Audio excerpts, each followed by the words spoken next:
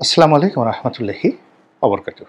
সম্মানিত দর্শক, সম্প্রতি শাহবাগে বেশ কয়েকটি রাজনৈতিক দলের যে একটা সমাবেশ, সেই সমাবেশ থেকে অদ্ভুত একটি স্লোগান তোলা হয়েছে, আলু না গণভোট, গণভোট, গণভোট। এবং এটা রীতিমতো ভাইরাল হয়ে পড়েছে এবং মুখে মুখে এটা ফিরছে। তো আমি এখানে যে শিরোনামটি ব্যবহার করেছি, আলু না গণভোট, গণভোট, গণভোট, এটা নিয়ে কথা বলবো। কিন্তু যেটা আমি আশঙ্কা করছি সেটা হলো খুব দ্রুত আরেকটি স্লোগান চালু হবে, পিঁয়াজ না গণভোট। সবাই বলবে পিঁয়াজ, পিঁয়াজ, পিঁয়াজ। কারণটা কি? আপনারা এর আগে দেখেছেন যে বিএনপির চেয়ারপারসন, মূলত এখন কার্যনির্বাহী চেয়ারপারসন, ভারপ্রাপ্ত চেয়ারম্যান জনাব তারেক রহমান, তো তার সঙ্গে জামাতের এবং এনসিপির অনেক নেতার যে প্রকাশ্য মতবিরোধ, এটা একেবারে সামনে চলে এসেছে। তো যেহেতু তিনি বিএনপির নেতৃত্ব দিচ্ছেন, কাজেই তাকে যদি হতোদ্যম করা যায়, তাকে যদি অসম্মানিত করা যায়, বেইজ্জতি করা যায় এবং তাকে নিয়ে নানা রকম ন্যারেটিভ তৈরি করা যায়, তাহলে পুরো বিএনপির মনোবল ভেঙে দেওয়া সম্ভব, বিএনপিকে উত্তেজিত করা সম্ভব। এবং এই সময় বিএনপির নেতারা উত্তেজিত হয়ে যদি কোনো কর্মকাণ্ড ঘটান, তাহলে যারা এই কাজগুলো করতে চাচ্ছেন তাদের জন্য পোয়াবারও হয়ে যায়। ইতিপূর্বে আমরা টিনের ছেলে কাউয়া, তারেক আমার, ঢ্যাস ঢ্যাস ঢ্যাস, আপনারা জানেন, মুখস্থ হয়ে গেছে।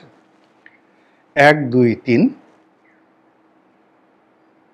মানে 1 2 3 4 তারেক রহমানের ঢ্যাস ঢ্যাস ঢ্যাস মার। তো এগুলো আসলে বাংলাদেশের রাজনীতিতে কখনোই ছিল না। আর এই কাজ করার ফলে কি হলো, আবার জনাব তারেক রহমান সাহেবের যারা লোকজন আছে তারা আবার একই কথা, তারেক রহমানের সমপর্যায়ের যে সকল নেতৃবৃন্দ রয়েছে, বিশেষ করে আমিরে জামাত জনাব ডক্টর শফিকুর রহমান, তো যে অসম্মান তারেক রহমান সাহেবকে করা হয়েছে, ঠিক একইভাবে জনাব ডক্টর শফিকুর রহমান তাকে এক এক ধরনের অশ্লীল অশ্রাব্য স্লোগান দেওয়া হয়েছে। এরপরে ওটা আর হয়নি, বন্ধ হয়েছে। কিন্তু ক্ষতি যা হওয়ার জামাতের আমির এবং জনাব তারেক রহমান সাহেবের কিংবা জামাতের রাজনীতির বা বিএনপি রাজনীতির, সেই ক্ষতিটা কিন্তু হয়ে গেছে। তো রাজনীতির যে স্বাভাবিক পথ পরিক্রমা, এখানে যে সৌজন্যতা, শালীনতা, এর সঙ্গে ব্যঙ্গ, বিদ্রুপ, খোঁচা দেওয়া, এই জিনিসগুলো থাকবে। এটা উইনস্টন চার্চিল বলেন, ইন্দিরা গান্ধী বলেন, জর্জ ওয়াশিংটন বলেন, রোনাল্ড রিগান বলেন, কিংবা আব্রাহাম লিঙ্কন বলেন, তারা সবসময় প্রতিপক্ষকে উদ্দেশ্য করে অসাধারণ সব কৌতুক করেছেন, ব্যঙ্গ এবং বিদ্রুপ করেছেন। কিন্তু শালীনতার মধ্যে থেকে শিক্ষা এবং দীক্ষার মধ্যে, ফলে এটা একটা ইতিহাস হয়ে গেছে এবং সেগুলো লিখিত আছে এবং এখন সেগুলো আবার নতুন করে ভাসছে। কিন্তু বাস্তবতা হলো যে এই জমানাতে যে অশ্লীল এবং অশ্রাব্যতা, এটা কখনো লিখিত থাকবে না, এটা কখনো লেখা সম্ভব না, কিন্তু এটা মানুষের মস্তিষ্কে অশ্লীলতা এবং অশ্রাব্যতার দলিল রূপে এই যুগের রাজনীতিকে যেভাবে প্রশ্নবিদ্ধ এবং কলঙ্কিত করে তুলবে, তার দায় আমরা কেউ কিন্তু এড়াতে পারবো না। তো যেটা বলছিলাম যে জামাত এবং বিএনপির দীর্ঘদিনের সখ্যতা এবং এ দলের শীর্ষ নেতৃবৃন্দের মধ্যে যে পারিবারিক সম্পর্কটা ছিল, সেটা এখন আর নেই এবং দিন যত যাচ্ছে এটা রীতিমতো যুদ্ধংদেহী হয়ে পড়ছে। আর এই সুযোগে আওয়ামী লীগ ঢুকে পড়বে, হয়তো বিএনপির সঙ্গে, হয়তো জামাতের সঙ্গে, এতে কোনো সন্দেহ নেই। এর কারণ হলো যে ক্ষমতার ভারসাম্যটা এখন বাংলাদেশে তৈরি হওয়ার মতো নয়। বিএনপি যদি একা চলে, তাহলে বেশিরভাগ লোক জামাতের সঙ্গে বিরোধী দল হিসেবে চলে যাবে এবং এটা একটা বৃহৎ শক্তিতে রূপান্তরিত হবে।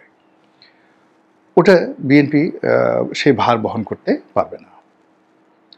আবার যদি বিএনপি রাষ্ট্র ক্ষমতায় চলে যায়, এটা রাষ্ট্র ক্ষমতায় যাওয়ার আগে, তো রাষ্ট্র ক্ষমতায় চলে যাওয়ার পর বিএনপিকে নিয়ন্ত্রণ করার ক্ষমতা জামাতের থাকবে না। বরং এই গত 14 মাসে জামাত এবং তাদের সমর্থিত যারা লোকজন রয়েছে তারা যতটুকু সুযোগ সুবিধা নিয়েছে রাষ্ট্র থেকে, প্রশাসন থেকে, রাজনীতি থেকে, প্রতিটি জিনিস বিএনপি একেবারে কড়াই ঘণ্টায় যেটাকে বলে চিপড়িয়ে তারা যেভাবে আদর করে সোহাগ করে জামাতের কাছ থেকে তারা আদায় করে নেবে, জামাত বুঝতে পারবে যে বাঘে যদি গাল চাটে তাহলে গালের অবস্থা কেমন হয়, বাঘে যদি পিঠ চাটা দেয় বাঘের জিব্বা দিয়ে তাহলে কী অবস্থা হয়, এটা বুঝতে পারে বিএনপিও বুঝতে পারে, জামাতও বুঝতে পারে। ফলে কি হলো না, এখানে এই বিরোধটি থামবার নয়। যে কোনো মূল্যে বিএনপিকে ক্ষমতা আসতে দেওয়া যাবে না, আর যে কোনো মূল্যে জামাতকে রাজনৈতিকভাবে শক্তিশালী হতে দেওয়া যাবে না। এই দুটো লক্ষ্য নিয়ে বিএনপি এবং জামাত যে এগুচ্ছে, আর সেখানে আগামীতে সঙ্গতের কারণে পাওয়ার ফ্যাক্টর হিসেবে ক্ষমতা যাওয়ার জন্য অথবা রাজপথে টেকার জন্যে আওয়ামী লীগের লোকজন, সেটা যে শেখ হাসিনা হতে হবে নট লাইক দ্যাট, আওয়ামী লীগের ভোটার লোকজন, এটা উভয় পক্ষের নৈকট্যে খুবই আকর্ষণীয়। যদি জামাত অর্থাৎ এই মুহূর্তে ইলেকশন না হয়, রাজনৈতিক অবস্থা এরকম বিশৃঙ্খল থাকে, জামাত এবং বিএনপি যদি রাজপথে থাকে তাহলেও আওয়ামী লীগকে নিয়ে টানাটানি হবে। আর যদি বিএনপি ক্ষমতায় আসে তাহলে বিএনপিকে ক্ষমতা থেকে সরানো, নামানো, ব্যাধিগ্রস্ত রাখা, বিএনপির যারা প্রতিপক্ষ থাকবে সংসদের বাইরে তারা আওয়ামী লীগের সাহায্য নেবে। এর বাইরে অন্য কোনো রাজনীতির সমীকরণ নেই এই বাংলায়, এটাই বাস্তবতা। তো এরই ধারাবাহিকতা বিরোধ ক্রমশ তিক্ত থেকে তিক্ততর হচ্ছে। আপনারা জানেন যে গণভোট নিয়ে বিএনপি এবং জামাত মুখোমুখি অবস্থায় দাঁড়িয়েছে, এবং সরকার এখন যে অবস্থা আছে তাদের আসলে বিএনপির কোঅপারেশন ছাড়া, সহযোগিতা ছাড়া তাদের আসলে সাস্টেন করা সম্ভব নয়, নিরাপদ প্রস্থান সম্ভব নয়, একটা মিনিট তারা মুভ করতে পারবে না।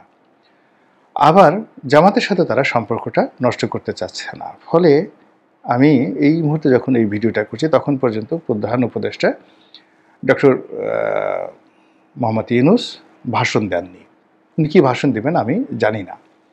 তো ওনার ভাষণ অন্য সবারই মতো বা অন্যবারের মতো যেটা হবে সেটা হলো যদি, কিন্তু, ফুল স্টপ, ডট, সেমিকলন, প্রশ্নবোধক ইত্যাদি সহকারে একটা জগা খিচুড়ি, যা কিনা ওনার যে ইমেজ সেই ইমেজটাকে আরও আলু ভর্তা বানিয়ে ফেলবে। এটা আমি আগেই বলে দিলাম এখানে। কিন্তু যে সমস্যাটা তৈরি হচ্ছে সেটা হলো রাজনীতির যে শিষ্টাচার, সেই শিষ্টাচারটি মানে একটা জঘন্য পর্যায়ে চলে গেছে।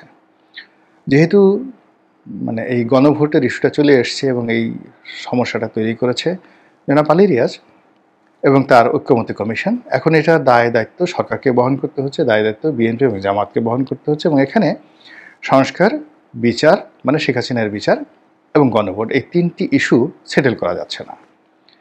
তো বিএনপি তারা বলছে যে ঠিক আছে গণভোট হতে পারে, এটা নির্বাচনের দিন, এটা ছাড়া তাদের কোনো উপায় নেই। আবার এটা কোনো অবস্থাতেই মেনে নেওয়া জামাতের পক্ষে সম্ভব নয়। ফলে এই গণভোট নিয়ে দুটো রাজনৈতিক দলের মধ্যে বিতণ্ডা চলছে। তার প্রেক্ষিতে জনাব তারেক রহমান তার নেতাকর্মীদেরকে তিনি খুব স্পষ্ট ভাষায় বলেছেন যে এই মুহূর্তে দেশে পেঁয়াজের সরবরাহ নেই, আলুর সরবরাহ নেই, গার্মেন্টস, ব্যবসা বাণিজ্য সব তছনছ হয়ে গেছে।